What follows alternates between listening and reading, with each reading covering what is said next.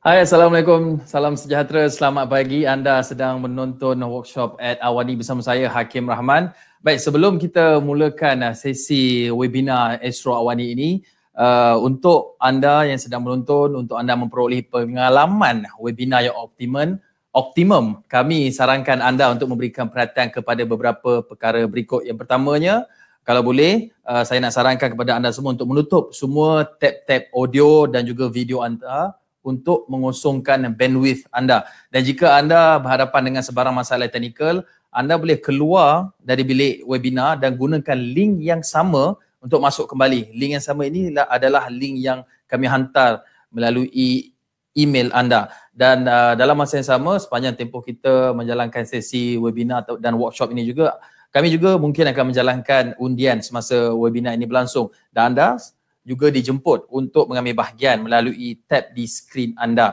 Dan jika sekiranya terdapat sebarang kegagalan teknikal yang serius yang membabitkan sebilangan besar peserta webinar pada hari ini, kami akan melakukan sistem reset di mana anda akan dimasukkan ke dalam bilik webinar yang baru secara automatik. Dan akhir sekali, seorang moderator juga bersedia untuk menjawab soalan anda di ruangan chat. Dan jika anda ada soalan ataupun perkara yang melingkari pemikiran anda itu, anda boleh ajukan kepada speaker kami. Dan juga pastikan anda menekan butang mark as questions dan kami akan menyampaikan kepada host, iaitu saya akan ambil soalan itu dan juga akan bertanyakan soalan tersebut kepada tetamu ataupun ahli-ahli panel kita. Baik, kita serba maklum sekarang ini kita dalam fasa perintah kawalan pergerakan pemulihan. Malah sejak bulan 2 dan bulan 3 lalu kita sudah mula menghadkan pergerakan kita. Ramai yang tinggal di rumah, tidak keluar rumah, makan pun hanya masak saja di rumah. Dan ini mungkin akan membawakan kepada peningkatan ataupun penambahan berat badan. Hopefully tak berlaku. Dan kepada anda yang mungkin mengalami masalah tersebut, mungkin ketika ini sedang struggle ataupun berusaha untuk kembali mendapatkan berat badan yang ideal dan juga kembali menjalani gaya hidup yang sihat. Dan sesi workshop kali ini akan membantu anda sedikit sebanyak untuk memberikan anda cadangan idea apakah pemakanan yang terbaik ataupun cara gaya hidup yang perlu ataupun mungkin anda ingin adaptasikan untuk anda kembali mendapat berat badan yang optimum dan juga kesihatan yang baik. Dan untuk itu saya tidak keseorangan, saya akan bersama dengan dua orang tetamu untuk sesi workshop pada pagi ini. Yang pertamanya adalah Ifah Zainal. Beliau merupakan pengarah dan juga pengasas bersama Easy Diet dan yang telah pun ditubuhkan pada 6 tahun yang lalu.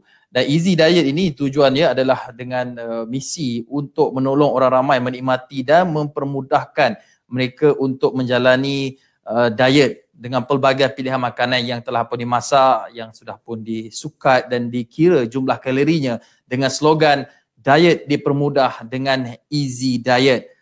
Dan antara pepatah ataupun falsafah hidup yang dipegang oleh Ifah adalah what you release into the world will always be donated back to you. Dan ini menunjukkan bagaimana Ifah sangat bermurah hati untuk give back to the society melalui Easy Diet dan juga tips-tips pemakanannya. Dan seorang lagi kita bersama dengan Fitri Nurdiana Mahmud. Beliau merupakan pegawai pemakanan dari Kementerian Kesihatan Malaysia. Pastinya daripada Kementerian Kesihatan Malaysia ini banyak perkara-perkara ataupun saranan yang boleh diberikan kepada anda semua. Jadi kita mempersilakan kedua-dua panel kita, Fitri Nurdiana Mahmud dan juga Ifah Zainal, untuk menyertai sesi webinar pada pagi ini.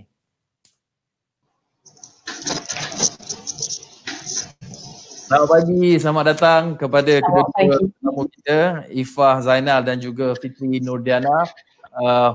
Saya rasa sangat berbesar hati apabila bersama-sama dengan dua wanita hebat ini untuk bersama-sama kongsikan kepada penonton kita tips-tips pemakanan ataupun maklumat untuk kita menjalani gaya hidup yang lebih sihat. Yang pertama sekali, soalan saya kepada Ifah. Ya. Sarapan apa pagi tadi? Oh, pagi tadi toast and half boiled egg. Simple breakfast. Simple kan? Okey, Fitri pula bagaimana? Apa sarapan tadi pagi? Oh, saya makan nasi goreng. Jadi bukan maksudnya nasi goreng tak sihat, maksudnya kita ada cara macam nak jadikan nasi goreng itu sihat. Inilah yang kita nak dengar sebenarnya, sebab saya kira kebanyakan kita mungkin mempunyai pemandangan bahawa nasi ini punca segala masalah kesihatan seperti obesiti, berat badan yang berlebihan, tapi sebenarnya nasi bukanlah musuh kita. Dan mungkin sebagai permulaan, Fitri mungkin boleh bantu jelaskan mengapa saya kira ini sudah menjadi sebahagian daripada budaya kita di Malaysia ini. Maklumlah pagi sarapan nasi lemak, nasi goreng dan sebagainya, ditambah pula dengan title ataupun gelaran yang kita dapat, Malaysia ini food heaven. Dan mungkin boleh bantu jelaskan bagaimana diet pemakanan yang sihat sebenarnya? Fitri?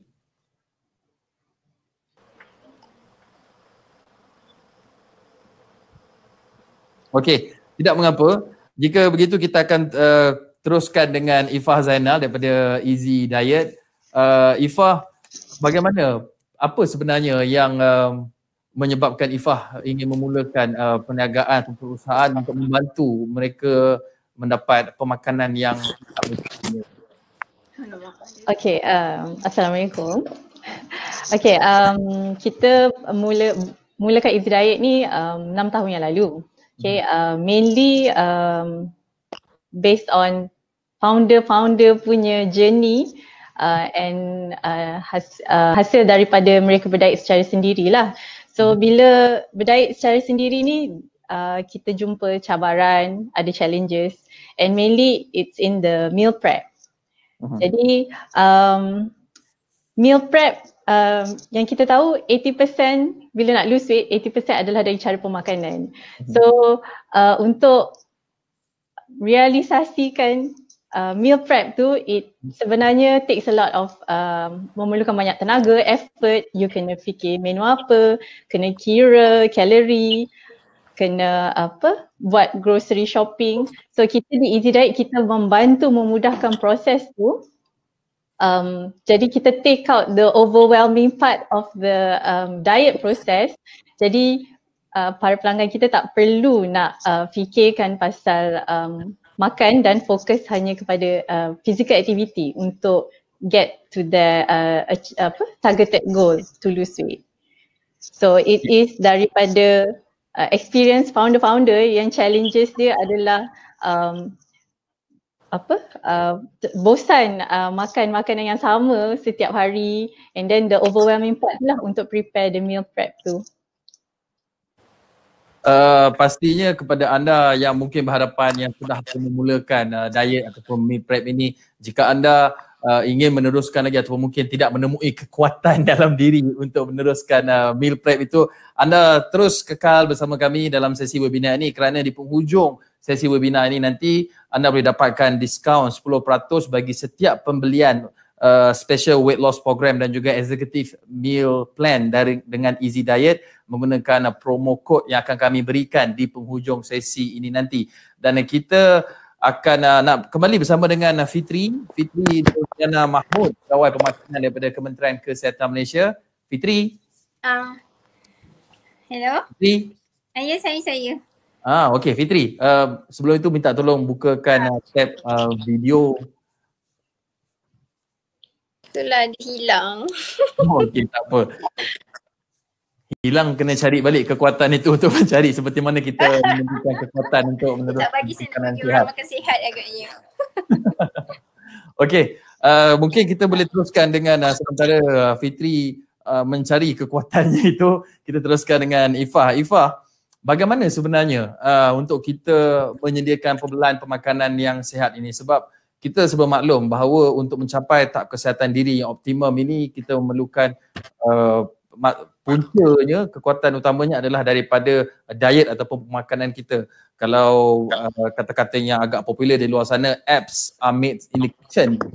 Jadi ini bergantung kepada diet dan pemakanan kita. Tapi kadang-kadang kita tak cukup pengetahuan, kita tidak kalau kita tahu pun kurang pilihan untuk kita mendapatkan makanan yang mengikut spesifikasi ataupun mengikut kadar nutrisi keperluan kalori tubuh kita.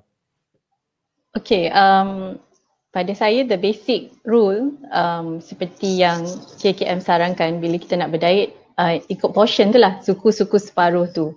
So untuk orang yang masih baru dan ialah macam lost sikit dalam diet journey ni, I sarankan you go by that guideline, suku-suku separuh, di mana suku adalah karbohidrat, suku adalah protein dan separuh tu adalah buah-buahan dan sayuran. So kiranya itu the first step untuk familiarize you dengan portion pemakanan yang betul.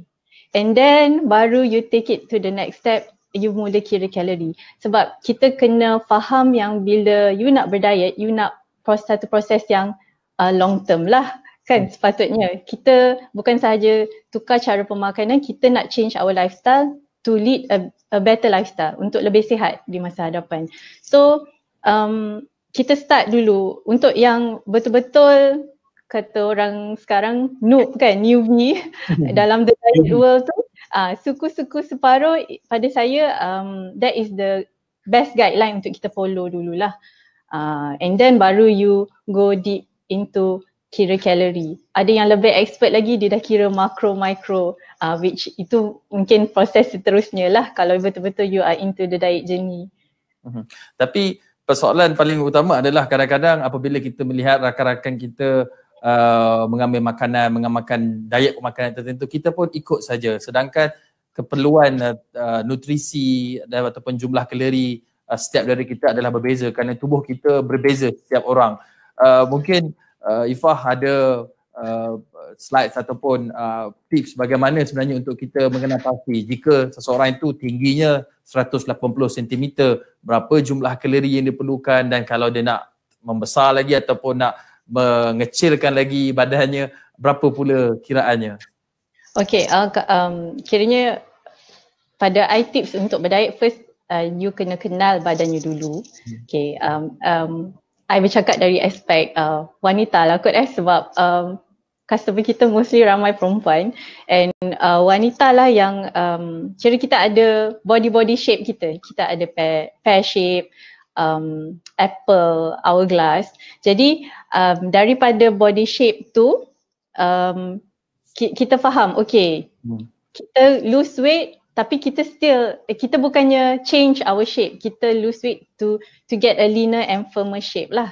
Okay, so first kenali badan you, and then pilihan diet ni sebab kita ada macam-macam diet sekarang. Kita ada yang paling well known adalah low carbs diet lah. Tapi ada yang macam Atkins, very low, keto, no carbs, ada intermittent fasting. Jadi kita untuk tahu yang mana diet yang fit dengan badan kita kena macam try and error juga.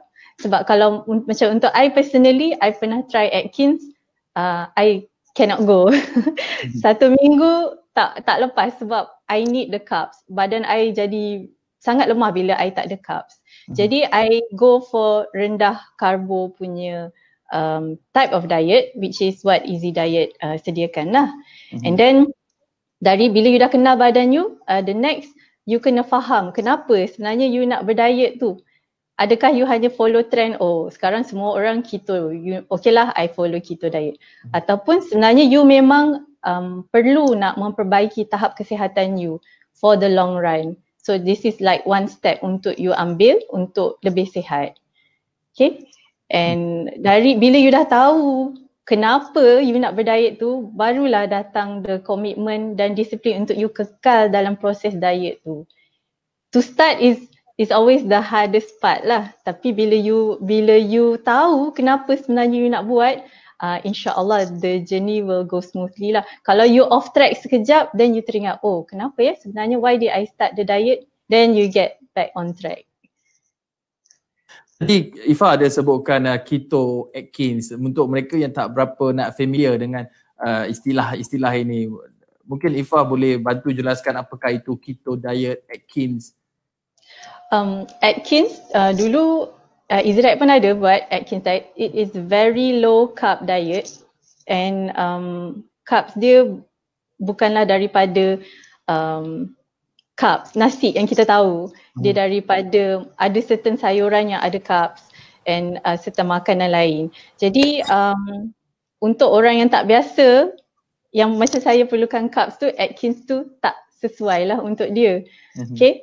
And untuk keto pula dia memang more to kalau orang sekarang selalu gelarkan keto diet ni macam dia have punya diet sebab dia punya ingredients dia it's keto punya, dalam keto punya bukan simply ingredients yang kita dapat dekat pasar raya lah. Okay, so keto pun fokus lebih kepada more to no carbs jugalah, and they focus more on healthy fats. So untuk buat pilihan yang mana satu sesuai memang memerlukan banyak kena belajar banyak, kena baca banyak untuk fit pada type of body you. Saya kira Fitri sudah kembali berada menyertai kita. Jadi tadi Ifah ada sebutkan jenis-jenis diet yang biasanya digunakan oleh orang ramai di luar sana yang ingin mencapai tahap kesihatan ataupun berat badan yang ideal yang mereka mahukan. Dan kebanyakannya daripada Ifah sebutkan low carbs, kurangkan nasi, keto diet ni makanan orang-orang mungkin have sikit sebab dia melibatkan udang contohnya kan. Udang bukannya murah sekarang. Tapi tadi Fitri ada kongsikan, bagi tadi dia sarapan nasi goreng. Jadi bagaimana sebenarnya dengan memakan nasi goreng ataupun nasi pagi ni, dia sebenarnya boleh membantu kita untuk mengamalkan gaya hidup sihat, Fitri? Okey, berbalik kepada pemakanan sihat. Bila kita kata pemakanan sihat adalah BMV. BMV tu adalah balance, moderate, variety. Okay. So BMV tu kat mana kita nak tengok? Kalau biasa dengar kita katakan piramid makanan Malaysia lah. Makanan Malaysia tu kan ada 4 aras. Jadinya ada terdiri daripada karbohidrat, daripada protein, serat, lemak, gula, garam. So semua tu diperlukan badan. Tapi kita perlu tahu kat mana untuk balance. Jadi bila saya kata tadi, bila sebenarnya tidak salah untuk makan sebab kita ada pilihan pelbagai. Itu kita kata variety untuk karbohidrat. Tapi yang penting adalah balance. Bila balance dan moderate. Moderate tu moderate iaitu macam mana saiz hidangan itu kita ambil. Jadinya kalau saya ambil saiz hidangan untuk nasi, kita ikut saiz hidangan dia. Kalau nasi sebenarnya untuk sekali makan boleh ambil dalam 2 senduk. Kalau 2 senduk tu kita kata kalau puan tengok kalau ada slide yang di mana saiz karbohidrat, saiz dia adalah 2 senduk nasi untuk 1 sekali hidangan. Dekat situ.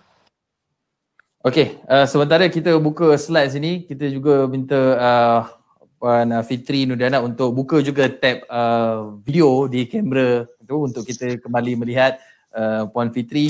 Okey, Puan Fitri juga ada menyediakan slide tadi berkenaan dengan pemakanan seimbang.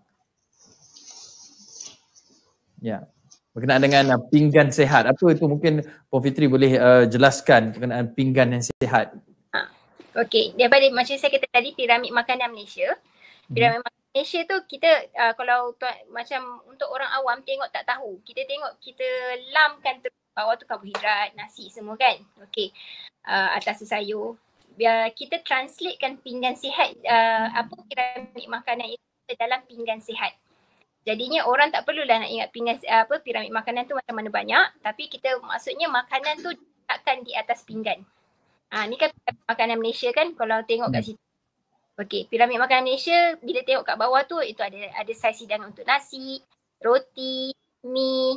Kalau tuan-tuan puan-puan boleh lihat kat situ Okey, untuk tuan-tuan puan-puan, 2 sendok nasi tu dia punya saiz kalori dia adalah sama dengan 2 keping roti.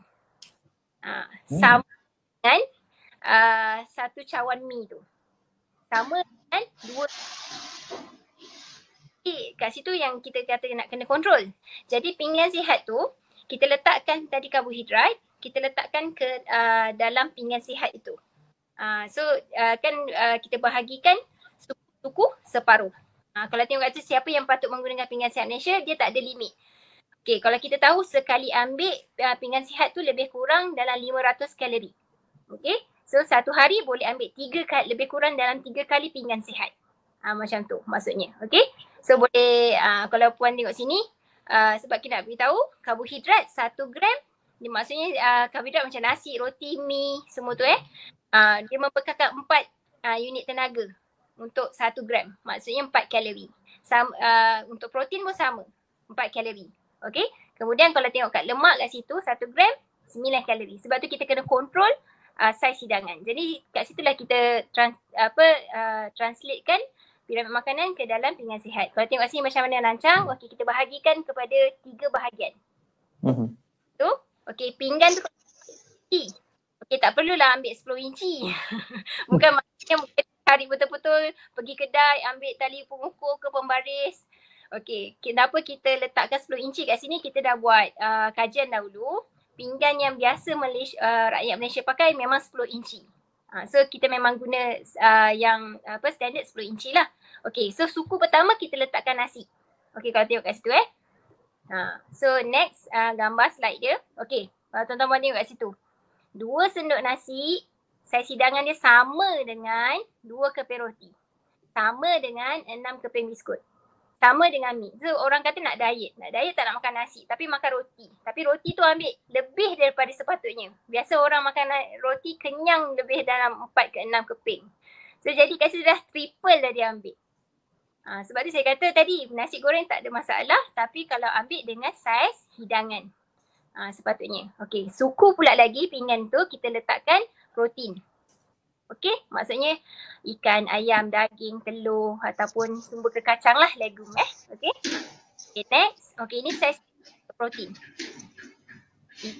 Ekor sikat, ekor sederhana seekor. Okey, 1 potongan ayam. Okey, 1 hidangan protein, 2 biji telur. Tapi hidangan untuk amalan yang sihat, seminggu hanya 3 biji telur sahaja. Saiz C. Okey.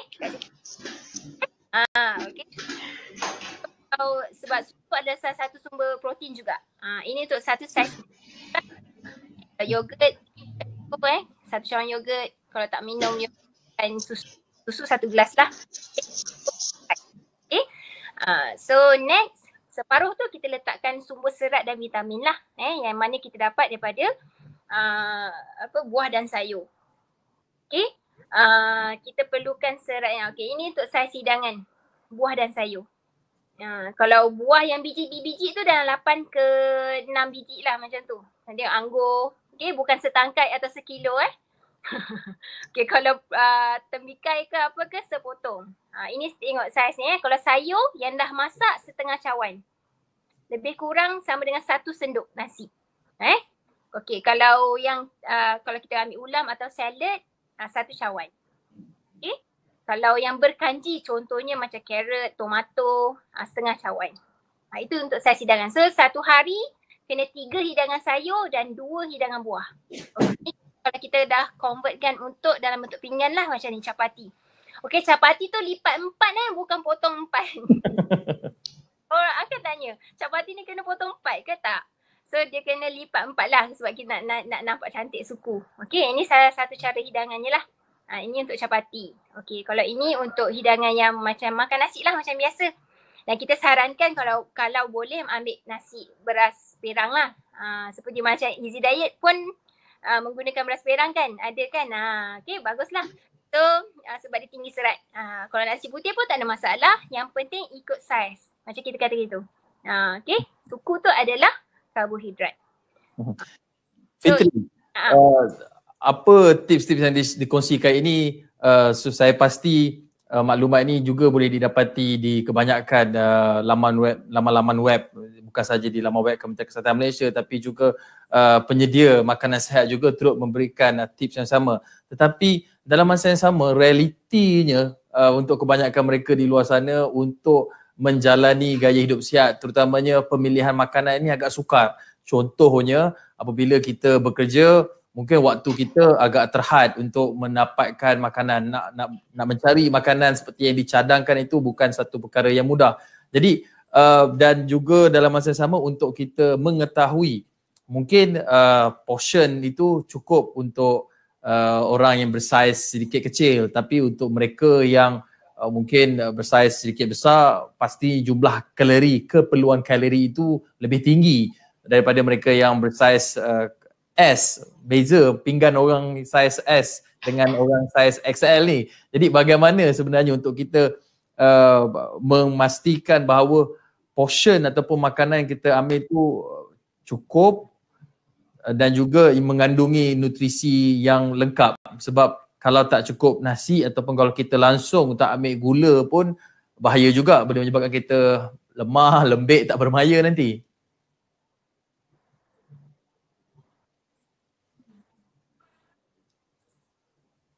Fitri?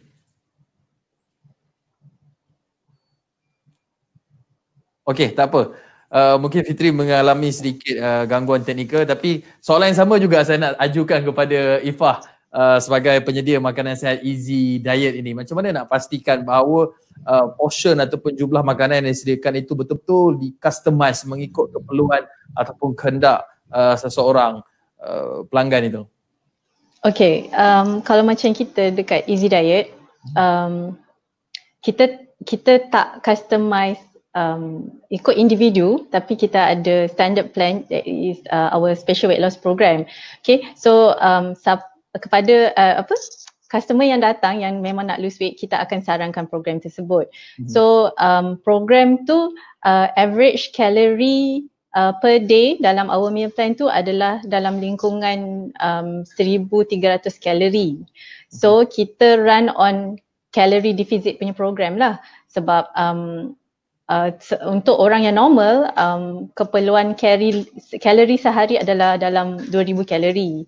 Okay, so kenapa kita ada bagi ruang tu yang besar lah juga gapnya kan, daripada 2,000 nak ke 1,300 tu, sebab kita faham orang yang baru nak berdiet ni ada challenges dia kan, dia tak boleh nak terus cut, dia mesti selalunya soalan pertama mesti tanya boleh cheat day tak masa on Easy Diet meal plan ni kan.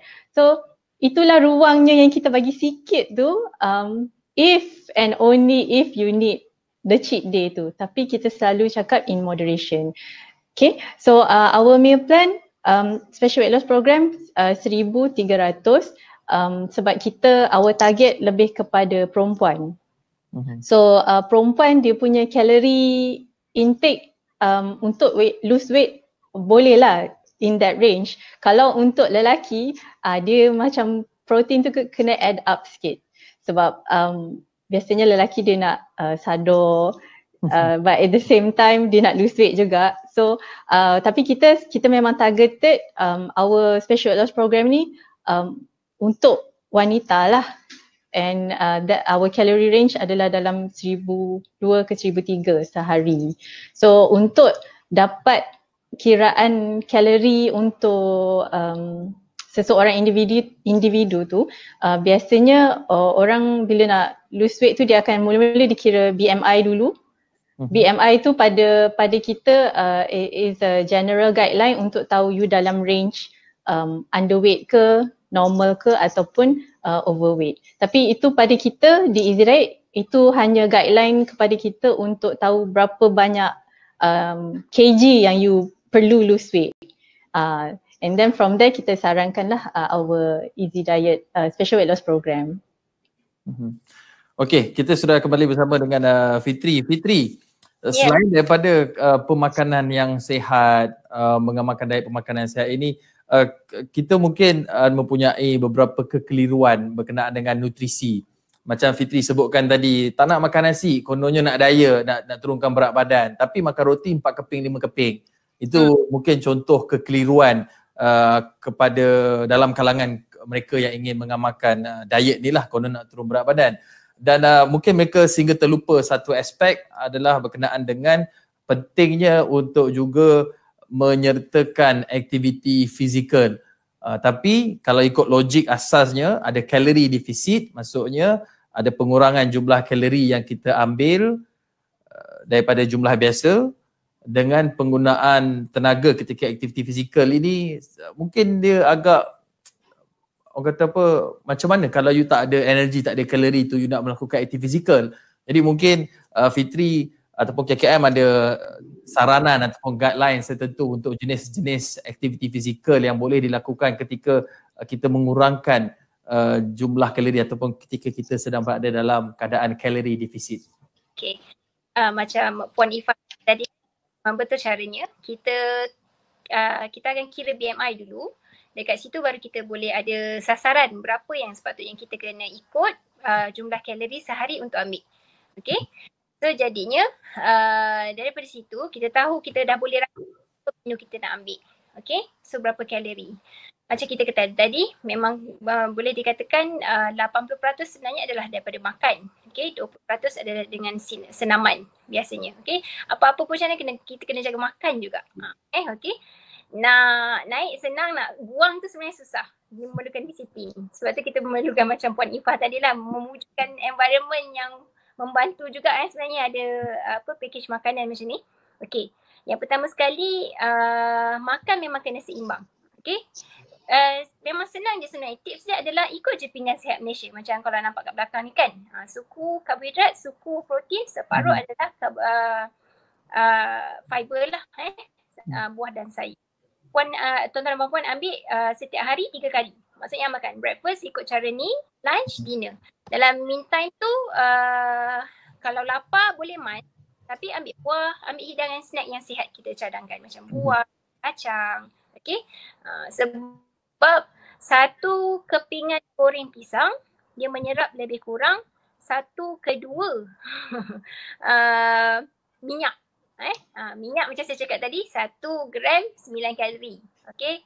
So kalau 2 seluting minyak lebih kurang 90 kalori daripada minyak sahaja. Sebab tu kena kontrol. Okay. So kena kontrol makanan yang bergoreng, kena kontrol makanan yang bersantan, berlemak lah. Tapi macam Puan Ifah kata, orang akan tanya cik dia dulu. Sebenarnya kita cadangkan adalah makan, jangan ikut makan yang terlalu strict. Sebab tu kita cadangkan makan, gunakan makan pinggan sihat. Maksudnya puan masih boleh menikmati kurma, ayam, kari, sambal, tak ada masalah, tak ada isu. Tapi cara saiz hidangan dan janganlah sampai banjir. Macam kita tahu kalau dalam kuah pun ada minyak. Lagi yang goreng-goreng tumisan sambal tu dia ada garam, ada gula. Okay. Sebab bila tinggi garam dia akan buatkan water retention. Itu yang orang kata gemuk air tu. Okay. Itu yang kena kurangkan. Okay. So apa yang kita ada ni, lepas tu kita adakan senaman. Okay. Senaman tu okay, untuk saranan KKM untuk kita maintain untuk kekalkan berat badan, masa kata kita dah BMI kita normal. Kalau untuk satu sesi senaman tu setengah jam dah cukup. Okay, setengah jam saja. Tapi tanpa henti. Cara senaman pun penting. Macam orang. Okay. Saya nak mula mengambil beberapa soalan daripada audience kita, daripada penonton kita. Dan soalan ini juga terbuka kepada kedua-dua panel kita. Contoh soalan pertama adalah daripada Claudi Ismaya. Hai, saya ada soalan. Bagaimana pula dengan mereka yang suka menggantikan makanan ruji harian seperti breakfast, lunch dan dinner dengan jus buah-buahan? Ini soalan kepada, saya kira, untuk Fitri Nurdiana. Dan sebelum nak ke soalan ni, saya juga nak kongsikan saya pun ada soalan saya juga. Bagaimana kita sebenarnya, sebab kadang-kadang kita mungkin melihat bahawa pagi kena breakfast ini lauknya, tapi sebenarnya perubahan kecil yang kita lakukan mampu untuk memberikan kesan yang besar di dalam jangka masa panjang. Contohnya saya masih lagi minum teh tarik pada waktu pagi, tapi saya minta kurang manis dan saya sediakan air suam untuk di top up bagi kurangkan manis, still dapat rasa taste tu. Tapi soalannya tadi itulah, bagaimana mereka yang menggantikan meal ataupun makanan untuk breakfast, lunch ni dengan jus buah-buahan. Okay. Bila kita makan, kita memerlukan kepuasan. Okay. Bila jus sahaja, okay, dia dah jus. Lepas tu kita tak ada kepuasan dari segi tu segi serta. Contoh saya bagi contoh. Bila kita pegang buah tu pun kita dah rasa satu kepuasan. Kita gigit, bila kita pegang, kita tengok warna buah, okay, pun dah memberi satu kepuasan. Lepas tu kita gigit, kita rasa tekstur. Dan kita dengar bunyi, itu pun dah satu. Kita gigit, kita kunyah, memberi satu kepuasan. Jadi saya cadangkan adalah saya lebih suka kalau boleh macam kita berbalik pada polisi kami lah, balance. Kalau kita minum jus sahaja, dia cecair. Okay? Macam kita letak atas pan lah contoh buah letak atas pan. Air jus tu, kalau puan letak atas pan, dia serap ke bawah cepat. Kalau makanan yang keras, kita letak atas pan, dia akan, maksudnya dia akan ambil masa lama yang untuk kita serap. Itu contohnya bila dia masuk dalam badan. Jadi kita tak dapat kepuasan bila kita minum air tu sahaja. Dan bila kita pergi balik kepada balance, kita tak dapat protein kat situ. Okay? Mungkin dia dapat tenaga tapi dia tak dapat protein. So kat situ dia akan, lama-lama dia akan jadi defisit di protein. Okay? Muscle dia akan defisit. Itu pun satu dah tidak sihat. Jadi apa yang kita cadangkan adalah ambil menu yang sihat. Sebab tu kita perlukan semua. Maksudnya kita kena protein, kita perlukan buah, sayur, karbohidrat, semua tu. Saya cadangkan yang tu. Okey, tapi mungkin ini sudah menjadi seolah-olah satu trend untuk mereka di luar sana yang malam tak makan, tak dinner, tapi sebaliknya menggantikan dengan cukup I dah minum jus buah saja.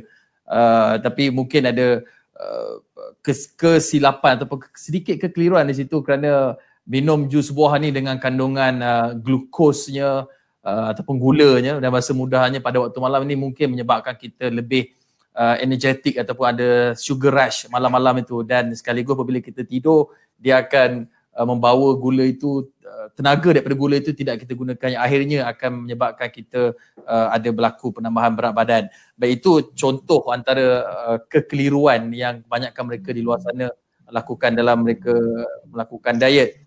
Dan saya juga ada satu lagi soalan nak ambil ini bagi pengamal ni daripada Dr. Isabel. Sudah jadi Dr. Isabel, bagi pengamal diet Atkins, tak semua makanan diet biasa boleh diamalkan. Ini balik kepada perkara yang kita sebutkan awal tadi dengan Ifah. Diet Atkins ni apa sebenarnya? Dan bagaimana sebenarnya kita nak kenal pasti seseorang itu sesuai ataupun tidak untuk melakukan diet jenis Atkins ini?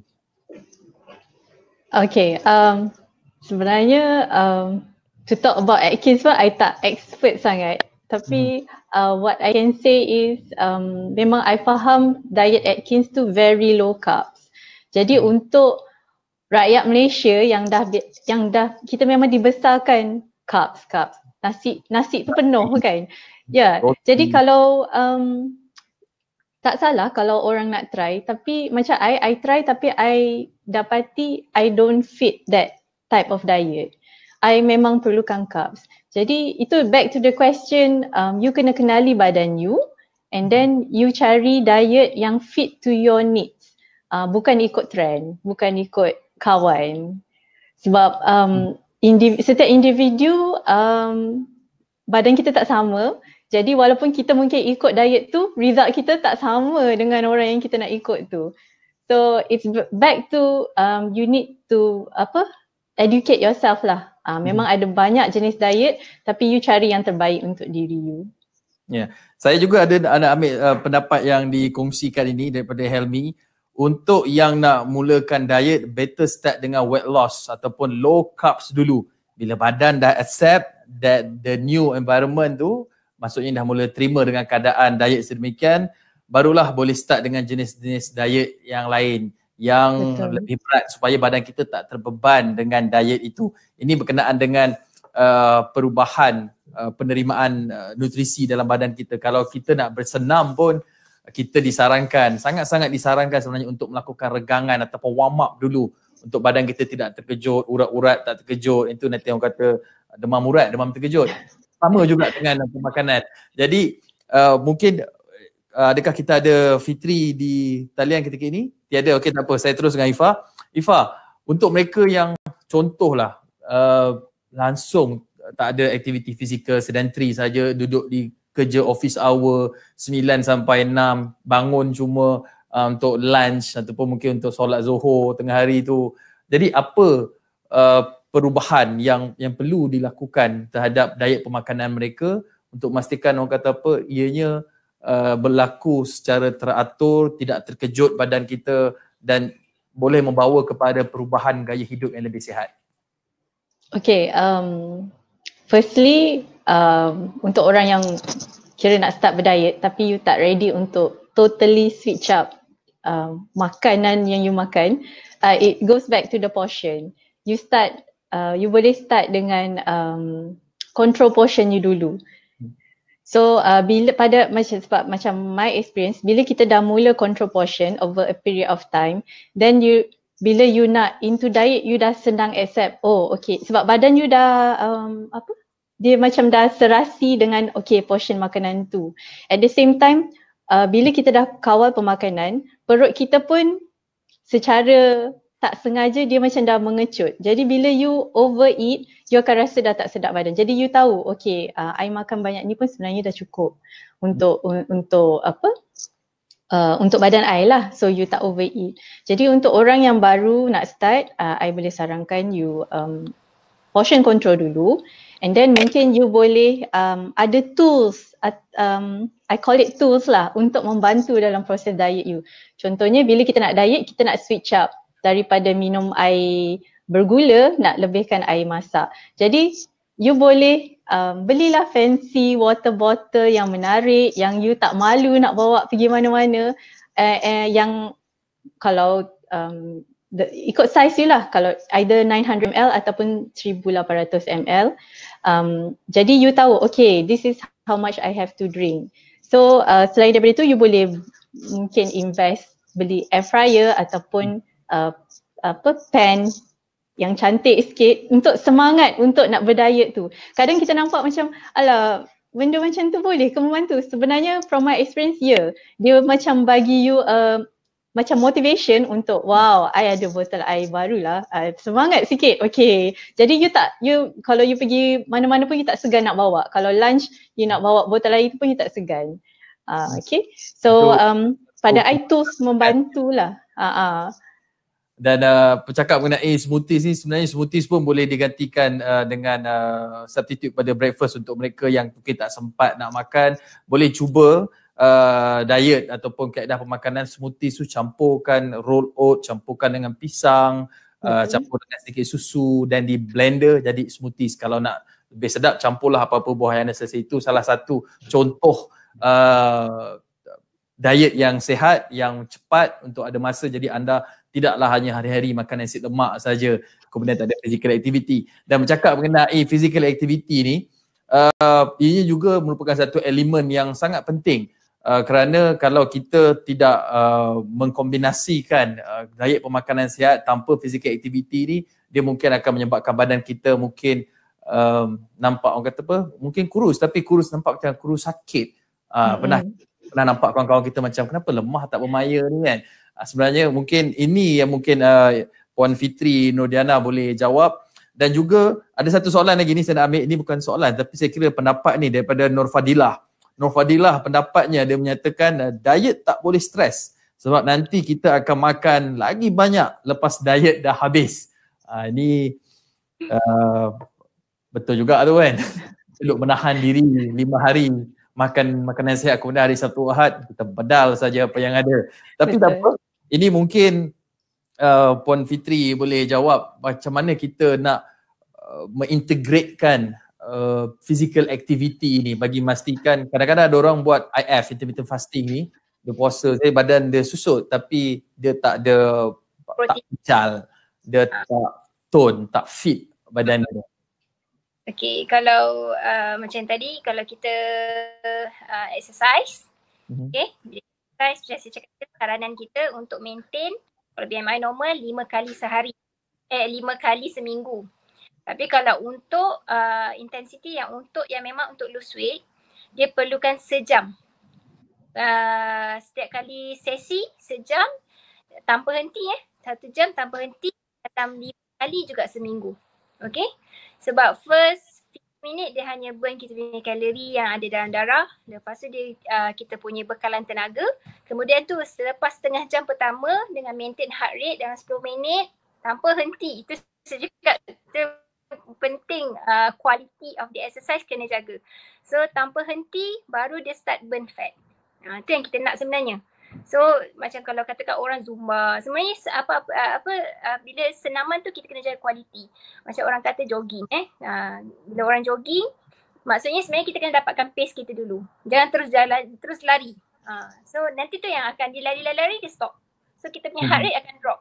Bila heart rate drop, dia tak sampai yang at least 60% highest heart rate kita maintain tu yang akan dropkan kita metabolism, so kita dapat sampai yang untuk kita bakar lemak.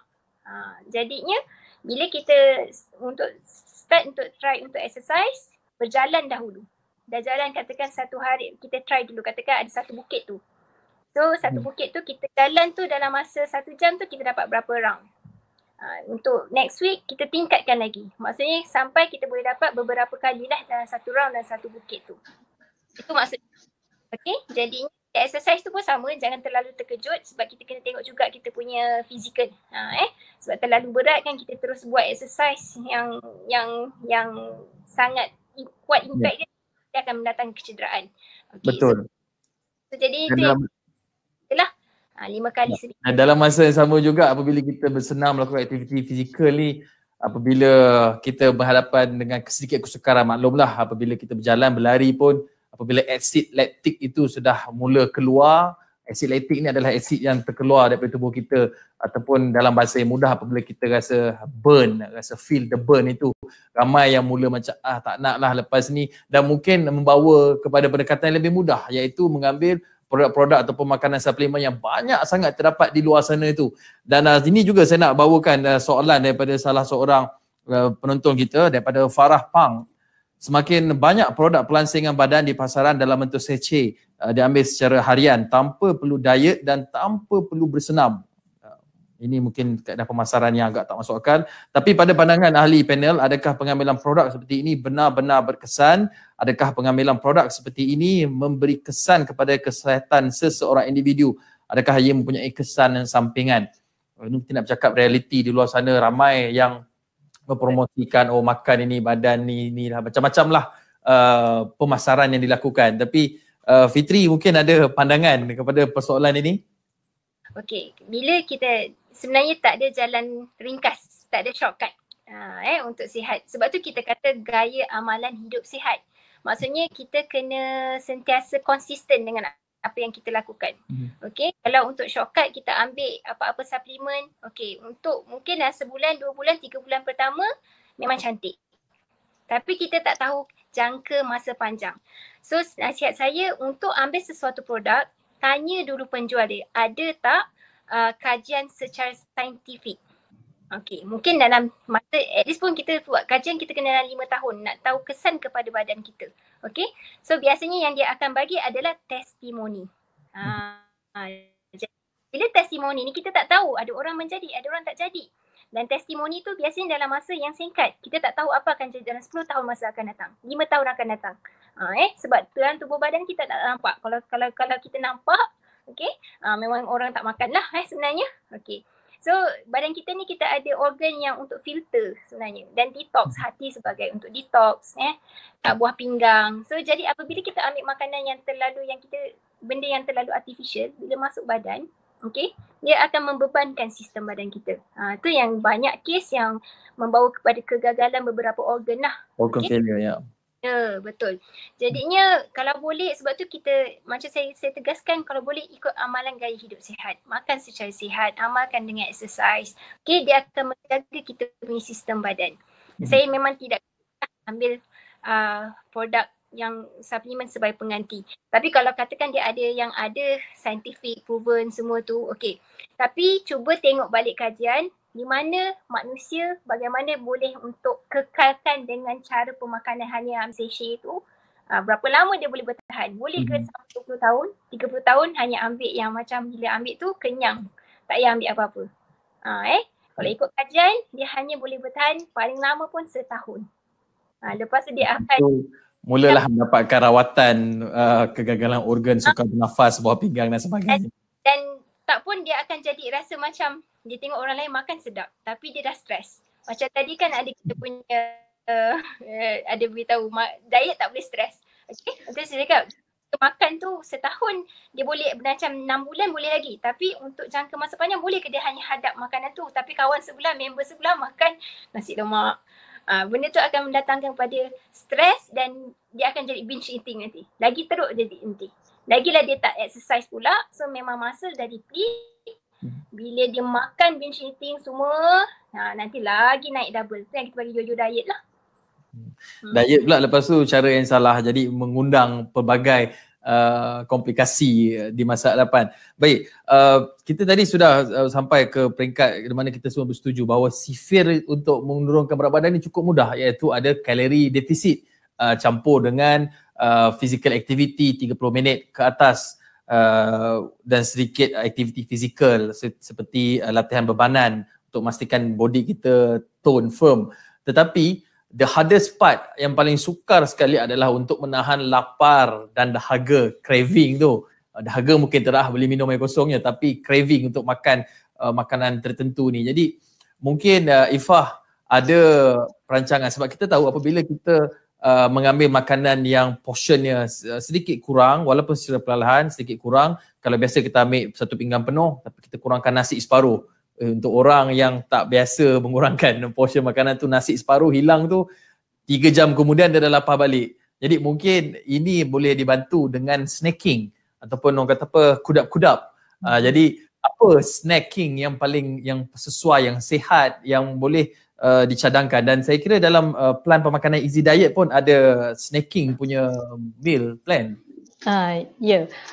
For untuk Easy Diet meal plan, snacks yang kita provide adalah yogurt dan buah. Okay. Tapi untuk mereka yang nak add on lagi kepada snacking tu, boleh mencuba macam dried fruits, apricot, raisin, dried cranberry. Itu untuk macam sometimes you need that sweetness tu. Okay, and then kalau macam nak the crunch, nak mengunyah, you boleh menggantikan snacking macam chips ataupun rempeyek yang selalu ada dekat meja office you all tu dengan kacang-kacang macam walnut, cashew, almond. Okay, so macam kat sini I ada sample dried fruits and dried nuts. So itu antara snacking sihat yang boleh di-apply untuk you slowly tukar your options. Pada saya diet adalah making better choices. So kalau you dah on a journey untuk diet, tak salah untuk snack, but always choose untuk buat pilihan yang lebih baik. Baik, saya nak kongsikan pendapat sebab saya rasa pendapat ini menarik untuk dikongsikan. Pendapat daripada Mat apa tak tahu namanya, tapi tak tahu itu nama yang gelaran yang diberikan Mat. Sayur-sayuran dan buah-buahan adalah rendah kalori berbanding makanan yang diproses. Seseorang yang sedang berusaha untuk menurunkan berat badan perlu mengurangkan pengambilan kalori mereka tidak lebih daripada jumlah kalori yang diperlukan setiap hari. Ini juga kadang-kadang satu pendapat yang betul. Kita makan makanan yang dimasak ataupun yang pure tu lebih elok daripada processed food. Jadi untuk mungkin sebelum kita tiba ke penghujung ini, Ifah dan juga Fitri ada tips-tips ringkas untuk mereka yang nak membuat ataupun membeli belah barangan dapur ataupun grocery shopping ini. Kadang-kadang kita ni terlalu banyak pilihan, kita nampak di section makanan tu semua kita nak kaut, padahal kita tak nampak pun ataupun tak mengetahui bahawa makanan-makanan itu sebenarnya adalah makanan yang diproses dan sebenarnya mengandungi lebih banyak kalori ataupun mungkin sodium ataupun garam yang lebih tinggi yang menjejaskan kesihatan kita. Okay, saya mula dululah. Okay. Saya ambil makanan tu kalau boleh pergi pada yang natural lah. Okey, yang segar, okey. Kemudian tips yang saya nak kongsi, saya rasa masa makan lah. Kalau untuk pembeli mungkin check label, check sodium. Okay, sodium, okay, total sugars. Itu nak tengok lah kalau nak baca label dia. Okay, satu sudu teh lebih kurang 5 gram. Okay, kali 4 membekalkan 20 kalori. So boleh tengok lah berapa gram kat situ gula. So you darabkan dengan 4, so tahu total calories daripada sugar saja. Okay, itu untuk baca label. Okay, kalau untuk dari segi makan, yang first sekali saya rasa yang kalau boleh cuba untuk ubah, satu, minum air kosong. Okay, bertukar kepada air kosong. Elakkan air manis. Okay, yang kedua, makan secara perlahan. Tengok balik. Kita tengok kita kunyah makanan tu berapa kali sebenarnya. Okay, cuba tengok. Lepas ni semua orang tengok. Perhatikan berapa kali kita kunyah makan. Sebenarnya memainkan peranan. Bila kita kunyah lebih dalam 10 ke 15 kali, dia ambil masa untuk kita makan. Okay. Kemudian dalam masa 20 minit, tak kira berapa banyak makanan sebenarnya, okay, atas satu pinggan, selepas capai je 20 minit, kita akan rasa kenyang. Itu tips. Itu sangat berguna. Sebab tu sebenarnya makan kunyah banyak kali. Sebab tu ada sunnah kan, makan kunyah 40 kali. Okay. So kita makan, okay, dan capai 20 minit, kita akan kenyang. Sebab tu jangan makan laju. Itu tips yang memang kalau kita apply, kita akan insyaAllah. Patutlah makan fast food. Cepat je lapar balik kan. Nama pun fast food. Kita ngap-ngap. Kalau gigit, biasanya orang akan makan 3 kali je lah kunyah. Tu dia telan. Okay. So includekan fibers lah. Macam kita tengok program Easy Diet kan, dia ada. Sebab tu kalau perasan pun, kalau Easy Diet punya tu pun, petak pun suku-suku separuh. Amalkan tu je. Suku-suku separuh. Okay. Mungkin Puan Ifah ada apa-apa?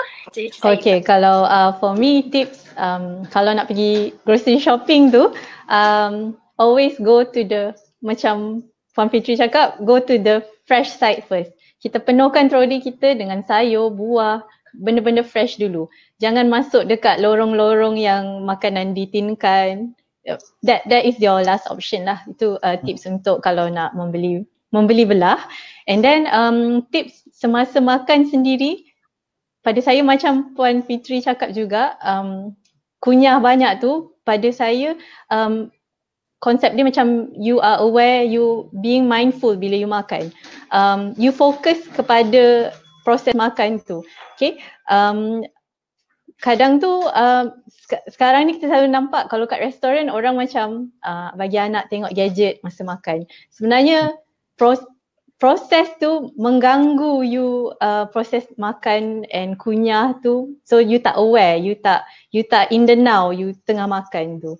And lastly, kalau tips yang my last tip adalah untuk mereka yang always ada cheat day on their mind, selalu ada konsep delayed gratification. Kalau macam hari ni I nak burnt cheesecake tu lah kan, tak apa, you delay, tak apalah tunggu esok. You cuba delay selama mana yang boleh, and bila dah tak tahan tu, okay, tak salah you nak ambil, tapi portion dia you share lah dengan kawan ke, but always go kalau I nak burnt cheesecake, I always go for the best, yang paling best. I tak main order je cheesecake mana-mana. I akan order the best and I akan makan a smaller portion hanya untuk melepaskan teringin tu sahaja. So, to my tips. Okay, saya kira kita sudah habis sampai ke penghujung, tapi ada satu pendapat yang dikongsikan daripada penonton kita ni yang saya kira daripada Helmi ini, satu pendapat yang saya kira boleh merangkumkan apa sesi perbincangan kita hari ini. Helmi kata beauty is pain. Diet ini merupakan satu pengorbanan yang kita buat demi kebaikan tempoh jangka panjang. Walaupun susah, tapi kalau kita dapat fine tune dan dapat buat diet ini dengan seronok, insyaAllah kita akan dapat buat secara berterusan. Dengan hasil tu kita akan dapat dan kita akan rasa puas dan berbaloi. Jadi secara ringkasnya, have a good healthy lifestyle, jaga pengambilan makanan dan sedikit exercise dan positive environment. Saya kira itu merangkumi apa yang kita bincangkan pada sejak awal tadi, iaitu pemakanan yang seimbang, kemudian disertakan dengan aktiviti fizikal, dan yang paling penting untuk kita mempunyai environment yang positif. Ini saya kira termasuklah kepada support group ataupun mencari rakan-rakan untuk sama-sama melakukan aktiviti ataupun menjalani gaya hidup sihat. Contoh kalau nak masak tu tanya, Timah hari ni masak apa? Oh hari ni makan sandwich dengan telur 2 biji dan itu saja sudah cukup. Jadi boleh compare, saling membanding-bandingkan menu makanan untuk mencari pemakanan apa yang sihat dan sesuai. Ini mungkin salah satu tips yang boleh saya kongsikan selain daripada tips-tips yang dikongsikan oleh tetamu-tetamu kita. Dan tapi menyedari mungkin sukarnya untuk kita melakukan ataupun mengamalkan gaya hidup sihat, tak tahu nak kira portion pemakanan, banyak kaedahnya. Kita boleh terus saja, dan untuk anda yang menonton workshop kali ini, anda boleh mendapatkan diskaun sehingga 10% bagi Easy Diet bagi setiap pembelian special weight loss program dan executive meal plan dengan Easy Diet menggunakan promo code WS Awani ataupun workshop Awani. Boleh gunakan promo code ini untuk anda, membantu anda memudahkan mengamalkan gaya hidup sihat. Baik, terima kasih kepada kedua-dua tetamu kita, Fitri Nurdiana Mahmud, pegawai pemakanan dari Kementerian Kesihatan Malaysia, dan juga Puan Ifah Zainal, pengarah dan pengasas bersama Easy Diet. Terima kasih banyak kerana sudi berkongsi tips cara pemakanan, dan juga kita sempat juga menepis ataupun mematahkan mitos-mitos berkenaan dengan pemakanan ini. Ada yang kata diet tak makan nasi, lepas tu dia bedal mi dengan roti, sama saja, tak ada beza pun. Baik, sebelum kita mengakhiri sesi webinar ini, untuk anda yang sedang menonton, selepas ini di masa hadapan kita akan ada satu lagi sesi webinar, iaitu Power Up Strategizing Your Business for Post-Pandemic Success. Ini satu lagi aspek dalam kehidupan kita, iaitu perniagaan yang anda boleh ikuti pada 30 September ini, hari Rabu, jam 2 petang bersama dengan tetamu-tetamu jemputan panel seperti anda saksikan ketika ini. Baik, saya kira sekian saja sesi webinar ini. Untuk sesi webinar bisnes itu tadi, dia dalam Tamil, jadi mungkin anda boleh juga menontonnya. Baik, sekian saja. Terima kasih kepada Ifah dan juga Fitri. Jangan lupa jaga pemakanan anda, amalkan gaya hidup sihat, dan paling penting minda kena positif, sebab kalau kita stres saja dia akan memberikan hormon kortisol. Hormon kortisol inilah yang menyukarkan kita untuk menurunkan berat badan. Betul tak Fitri? Betul. Lepas tu kena bersenam dan ceria-ceria saja. Baik, sekian saja. Saya Hakim Rahman. Assalamualaikum. Salam hormat. Jumpa lagi. Lupa.